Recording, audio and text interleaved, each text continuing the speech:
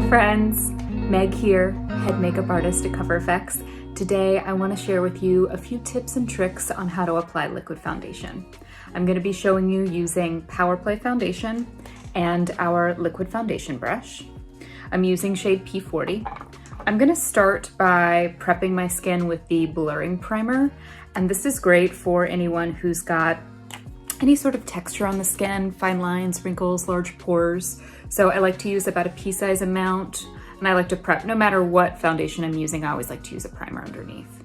Helps the makeup go on smoother, lasts longer, and I like to apply with my fingers, starting in any areas that I might have a little bit of texture, so right around the T-zone, smile lines, and kind of blending out from there. I love this because it gives that really smooth instant airbrush look. Like I said, I'm going to start with Power Play foundation, and I'm going to use about a pea-size amount for the whole face. You don't need much. This is a very pigment-rich foundation, so less is definitely more. And a wise man once told me to think of my foundation coverage as area rugs instead of wall-to-wall carpeting. So to be more strategic with where you're placing the pigment, even if you think you need full coverage, you probably don't need it all over the place. So with that in mind, I'm gonna pick a little bit up out of the palm of my hand, and I'm gonna buff in large circular motions to lay down a really nice kind of sheer to medium coverage all over.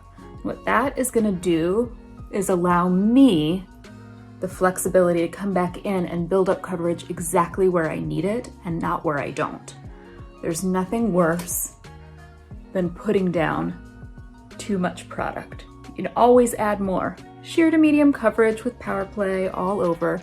And now I'm gonna go back and I see, okay, I've got a little bit of redness right here. I'd like a little bit more coverage on my forehead. So instead of using those buffing motions, I'm gonna come back, same brush, same product, and start stippling.